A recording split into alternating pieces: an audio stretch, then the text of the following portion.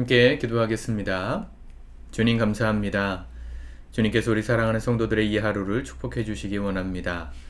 에스라의 말씀을 통하여서 우리 삶 속에 주시는 은혜들을 다시 한번 기억하는 시간 되기 원합니다. 오늘도 주의 말씀을 들으며 우리의 삶의 순종의 열매가 맺혀지는 축복된 하루 되게 하옵소서. 예수님의 이름으로 기도드립니다. 아멘. 우리 찬송가 259장 찬양하시겠습니다.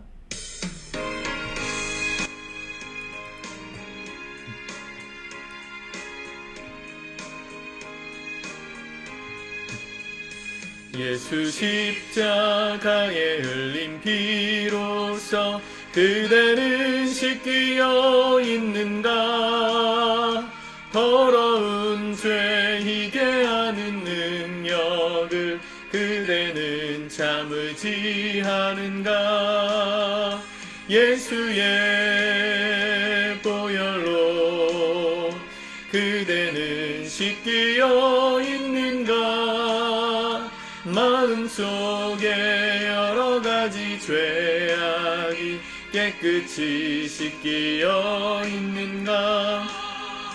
주 예수와 밤낮으로 늘 함께 그대는 행동을 하는가? 아무 때나 어디서나 그대는 십자가 붙들고 있는가? 예수의 보혈로 그대는 씻기어 있는가? 마음속에 여러가지 죄악이 깨끗이 씻기어 있는가? 주님 예수 다시 올 때 그대는 영접할 예복이 있는가? 그대 몸은 거룩한 곳 천국에 들어갈 준비가 됐는가? 예수의 보혈로 그대는 씻기어 있는가? 마음속에 여러가지 죄악이 깨끗이 씻기어 있는가?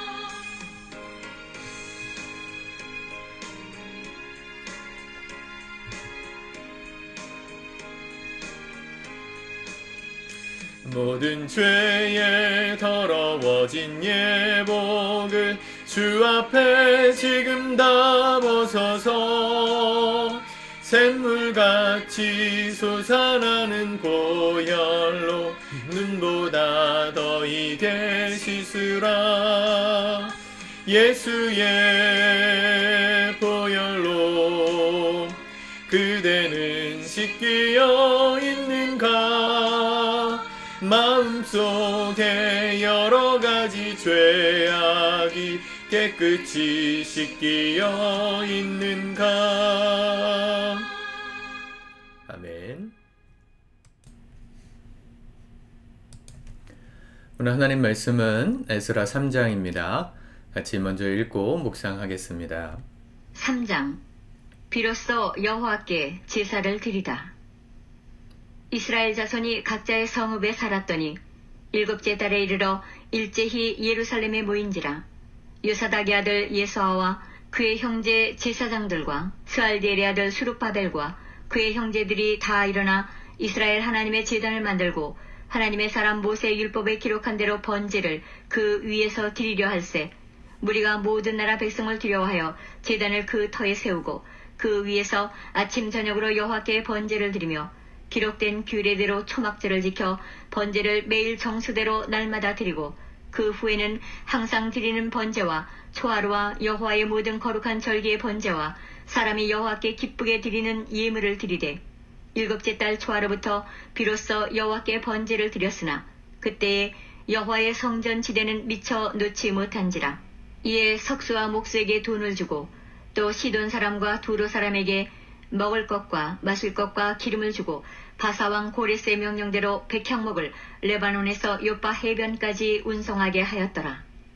예루살렘에 있는 하나님의 성전에 이른 지 2년 둘째 달에 스알디엘의 아들 스룹바벨과 요사닥의 아들 예수아와 다른 형제 제사장들과 레위 사람들과 무릇 사로잡혔다가 예루살렘에 돌아온 자들이 공사를 시작하고 20세 이상의 레위 사람들을 세워 여호와의 성전 공사를 감독하게 하매 이에 예수아와 그의 아들들과 그의 형제들과 간미엘과 그의 아들들과 유다 자손과 헤나다 자손과 그의 형제 레위 사람들이 일제히 일어나 하나님의 성전 일꾼들을 감독하니라.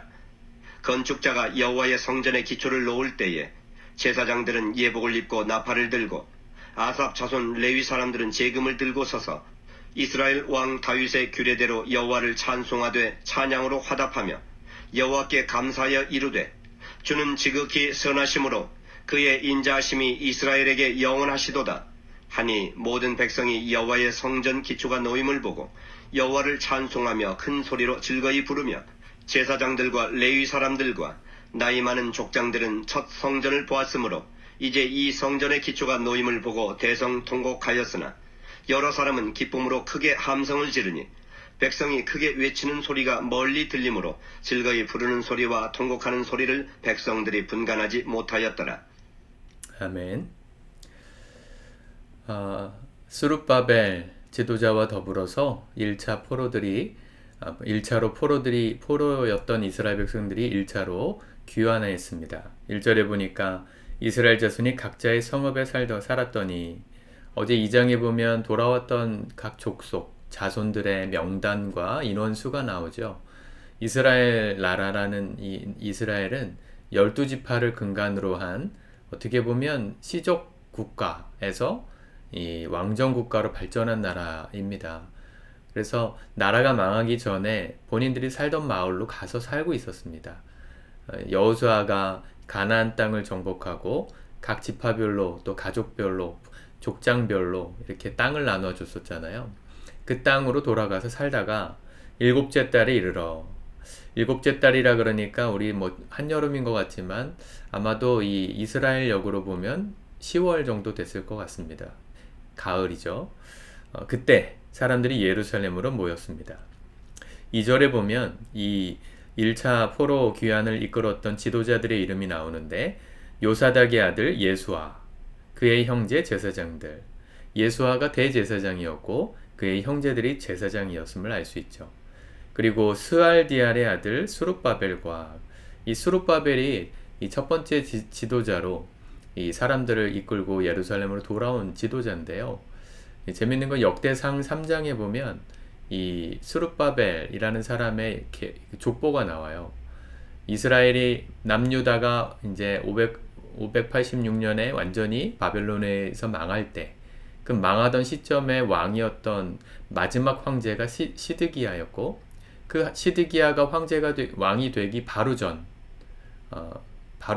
그의 형이었던 여호야긴이 왕이었습니다. 그 여호야긴의 아들 중에 한 사람이 이 스알디알이라는 사람이었어요. 그리고 그 아들들의 명들이 쭉 나오는데 그 중에 부다야라는 사람이 있습니다. 이 수룹바벨은 부다야의 아들이다 이렇게 역대상에 나오는데 오늘 말씀에는 스알디알의 아들이다. 그러니까 부다야보다 형이겠죠. 스알디알이 제일 먼저 나오니까 여호야긴의 아들 중에 아마도 이 수룹바벨의 아버지는 일찍 세상을 떠난 것 같아요. 아이를 낳고 얼마 되지 않아서 세상을 뜨는 바람에 아버지가 없이 자라야 하는 그 어린 조카를 입양한 거죠. 이 맏형이었던 스알디알이 입양해서 이 자신의 아들로 삼았던 것 같습니다. 양자로 삼았던 것 같아요. 그래서 오늘 이 에스라에서는 스알디알의 아들이다. 그러니까 왕족이었다는 거죠. 그 이스라엘은 왕위가 물려지는 그 대가 이어지는 게 다윗의 가문을 통해서 이어지잖아요.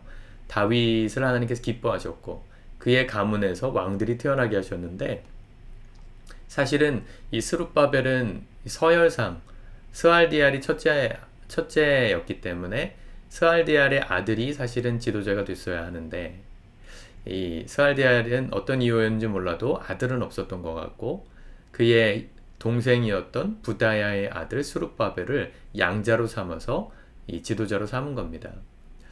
참 인생이라는 게요. 어떻게 보면 우리가 꿈꾸는 대로 모든 이야기가 스토리가 잘 굴러가는 게 행복한 것 같지만 때로는 하나님의 손길에 붙들린 이 우리의 약한 이야기들 또 약점들이 때로는 하나님의 손에 붙들린 강력한 도구가 되기도 한다는 것을 잊지 말아야 할 것입니다. 사사기 말씀에 보면 여호수아가 죽고 난 다음에 이 지도자로 서는 사람들을 사사라 그랬잖아요. 많은 사사들이 등장하는데 그 사람들의 특징은 하나같이 약점이 있는 사람들이었습니다. 왼손잡이도 있었고 또 여자, 그 당시에는 사람 취급 못 받던 여자도 있었고 여러 가지 이 부족함이 많았던, 기드온만 해도 굉장히 겁쟁이였던 사람, 하나님이 부르셔서 사용하셨던 사사 중에 그나마 타고난 재능과 실력이 있었던 사람은 삼손밖에 없었어요. 거의 유일합니다. 삼손은 태어날 때부터 힘이 셌잖아요. 그 사람 빼고는 대부분 다 사회적 약자들을 하나님께서 지도자로 삼으셨어요.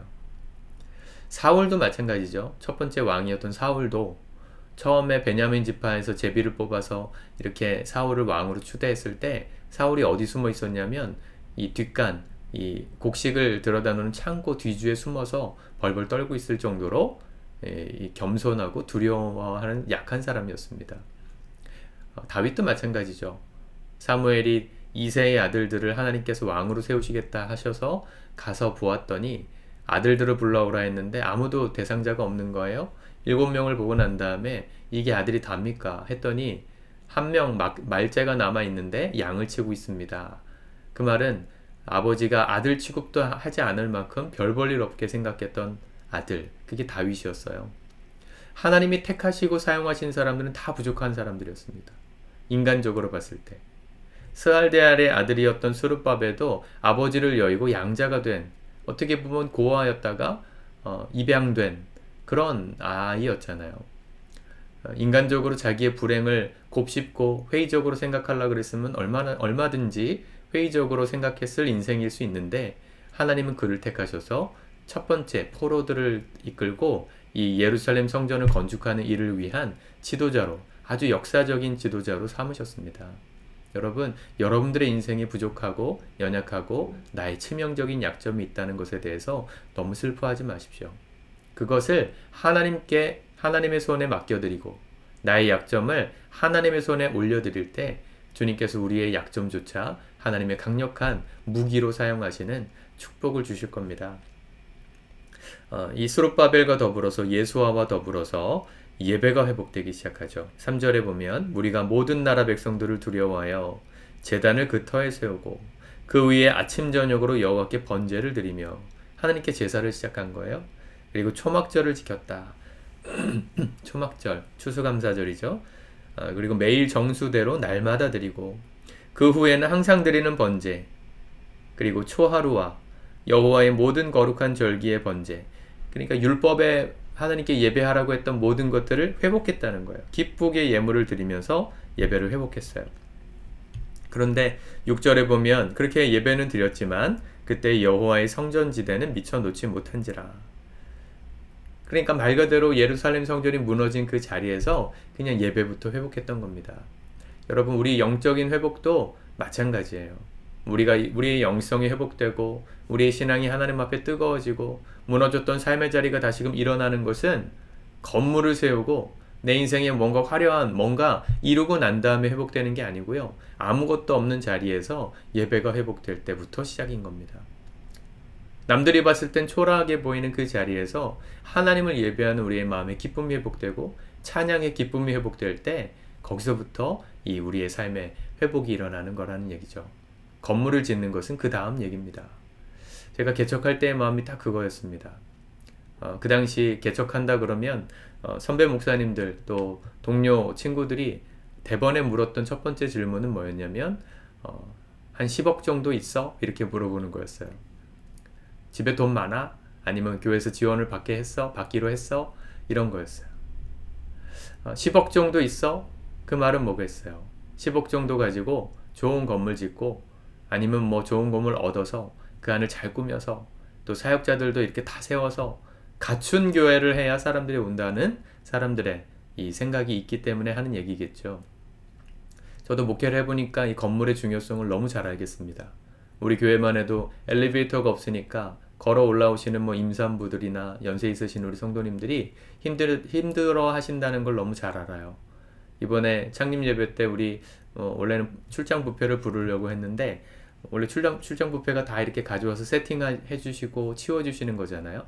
근데 우리가 엘리베이터가 없는 2층 건물이라 그러니까 음식을 저희 보고 다 날라야 된대요. 본인들이 날라주지는 않는데요.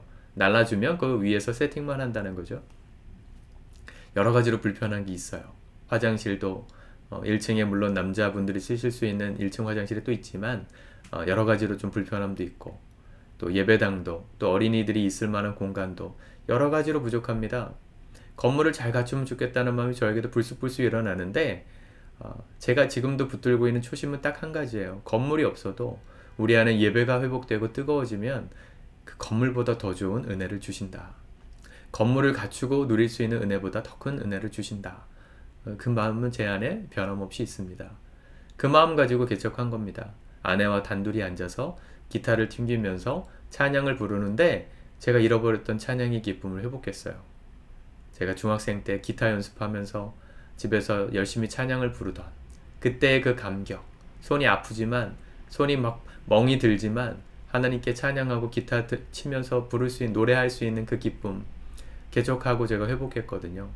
여러분들의 삶에도 먼저 예배가 회복되시길 축복합니다. 하나님 앞에 나아가 예배하고 노래 부르고 찬양하고 기도하는 시간이 행복해져야 우리가 모이는 교회 공간도 준비가 될 수 있는 거예요. 여러분들 안에 오늘 하루 찬양이 흘러넘치는 축복이 있기를 바랍니다. 예배가 회복되길 바라요. 성전 지대가 그렇게 놓여있지 않은 상태에서 예배가 회복되고 나니까 이제 사람들이 예배가 회복되니까 하나님께 예배드리는 이 공간을 더 잘 꾸미고 싶어진 거예요. 그래서 7절에 보면 석수와 목수에게 돈을 주고 시돈 사람과 두롯 사람에게 먹을 것과 마실 것과 기름을 주고 바사왕 고레스의 명령대로 백향목을 레바논에서 요파 해변까지 운송하게 하였더라. 그 당시 최고의 건축 자재였던 레바논 백향목, 이 나무를 두로에서 공수했습니다. 언젠가 말씀드렸지만 이 두로는 이 당시 천혜의 요새였어요. 무역으로 떼돈을 벌었던 도시였어요.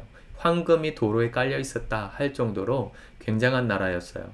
근데 그 나라로부터 이 예루살렘 성전을 처음 건축했던 솔로몬이 최상의 레바논의 백향목을 공급받아서 첫 번째 성전을 지었었거든요. 그 일이 다시금 일어나는 것이죠.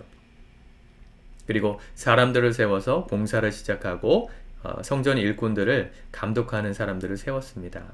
10절에 보니까 건축자가 여호와의 성전의 기초를 놓을 때에 뭐 아무것도 안 세웠어요. 그냥 그 알타, 제단을 놓는 그 자리를 정비하고 깨끗하게 그 제단 위에 어떤 뭐 나무로 만든 목조, 이렇게 지붕 같은 걸 씌웠겠죠. 제사를 드릴 수 있는 자리를 만들고 그때 제사장들은 예복을 입었고 나팔을 들고 아삽 자손, 찬양을 맡았던 예배 담당자들이죠. 재금을 들고 서서 다윗의 규례대로 여호와를 찬송하되 찬양이 시작된 겁니다. 성전의 기초가 놓임을 보고 하나님을 막 찬양해요. 하나님께 예배가 뜨거워졌어요. 마음의 부흥이 이미 그것이 없었을 때도 예배가 기뻐지고 좋아졌는데 예배의 제단을 잘 갖추고 다시금 그 안에서 예배를 드리니까 성전의 기초를 놓고 예배를 드리니까 감격스러운 거예요. 그래서 12절에 보면 이 나이 많은 족장들, 첫 성전을 보았던 족장들, 70년 전에 이 성전이 무너지기 전에, 포로로 잡혀가기 전에 어린아이였던, 이제 70년이 지나서 할아버지가 된 그 나이 많으신 산 증인들이 대성통곡을 하는 겁니다. 우리가 어쩌다가 나라를 잃고 이 아름다웠던 성전이 이렇게 무너졌다가 다시 이렇게 돌아오는 일들이 있었을까? 우리 인생이 어떻게 이렇게 고통스럽게 지나갔을까? 슬프기도 했겠지만 다시금 그 첫 영광의 성전을 재건하는 사업을 하면서 감격스러운 거예요. 감회가 새로운 거예요. 다시금 우리 안에 부흥이 일어나겠구나. 하나님을 예배하는 이 예배가 회복되었으니 하나님이 이 백성을 다시 살리시겠구나. 70년 동안 뼈저리게 회개했던 그 죄의 값이 지나고 이제 은혜로 회복될 것에 대한 기대가 그들 안에 눈물로 표현되고 있는 것이죠. 여러분, 우리 어렸을 때 저희보다 한 두세 대 위 선배 신앙인들 일제시대도 경험하시고 6.25도 경험하시고 경제적인 빈곤도 경험하시고 경제적인 부흥도 경험하셨던 우리 할아버지 세대의 신앙인들은요, 이 고백이 뭔지 아세요? 아무것도 남아있지 않았던 폐허 같았던 대한민국, 이 땅에 하나님 앞에 눈물로 기도하며 예배했던 선조들이 있어요. 하나님, 지금은 아무것도 없지만 우리 후손들은 하나님 앞에 영광 돌리는 예배당이 가득한 나라 되게 해주십시오. 우리는 지금 먹을 것이 없지만 우리 후손들은, 우리가 믿음으로 심어 키우는 이 후손들은 먹을 것을 마음껏 먹을 수 있는 나라가 되게 해주십시오. 그런데 그렇게 기도했던 기도가 50년 만에 응답이 되어서 이 땅이 번창하고 부강해졌습니다. 그걸 보고 있는, 지금 그걸 기억하시는 우리 할아버지 세대의 신앙인들은요, 감격스러워 하시면서 동시에 지금 아파하세요. 왜냐하면 지금 젊은 세대들은 그런 어려웠던 시절을 잘 모르니까 이 당연한 부와 명예가 당연한 거라 생각해요. 내가 누리는 이 문화적 혜택이 당연한 거라고 생각해요. 은혜를 잃어버렸어요. 두려운 거예요. 은혜를 모르고 하나님을 몰랐을 때 우리가 그렇게 고생했다가 이제 나라가 회복됐다고 생각했는데 우리 젊은이들은 그 은혜를 잊어버리고 있는 것 같으니 두려우신 거예요. 여러분, 지혜는 뭡니까? 육신은 젊어도 어르신들의 지혜를 가지고 생각하며 사는 게 참된 지혜예요. 몸과 마음은, 우리의 몸은 20대, 30대, 40대일지 몰라도 생각만큼은, 우리의 믿음만큼은 우리 선조들의 믿음을 닮아 70대, 80대 노련하고 인생을 다 사신 것 같은 그분들의 지혜를 품고 사는 것, 이게 가장 현명한 삶입니다. 여러분, 우리 삶의 예배가 회복되기를 축복합니다. 그 어떤 것보다도 하나님을 예배하는 찬양과 감사와 또 예물을 드리는 이 모든 예배가 회복되어야 합니다. 그래야 우리 인생에 하나님께서 이루시는 새로운 건축의 시작, 성전의 회복의 시작, 우리 인생의 회복의 시작이 시작될 수 있는 거예요. 여러분들의 삶에 오늘 예배가 회복되는 축복이 있길 바랍니다. 그리고 그 예배의 감격을 붙들고 우리의 삶에 예배드리는 성전의 기초가 아름답게 우리 각자의 삶 속에 놓여질 수 있기를 우리 주님의 이름으로 축복합니다. 기도합시다. 하나님, 감사합니다. 주님의 말씀을 붙들고 오늘도 이 하루 시작합니다. 우리의 입술에 찬양을 주셔서 감사합니다. 마음껏 찬양하고, 하나님, 주님 앞에 예배할 수 있는 이 공간을 주셔서 감사합니다. 우리가 있는 자리가 예배의 처소가 되게 하시고 또 예배의 기초가 우리 삶의 회복됨으로 말미암아 우리 삶을 아름답게 다시금 재건하시는 주의 축복의 역사도 시작되게 하여 주시옵소서. 예수님의 이름으로 기도드립니다. 아멘.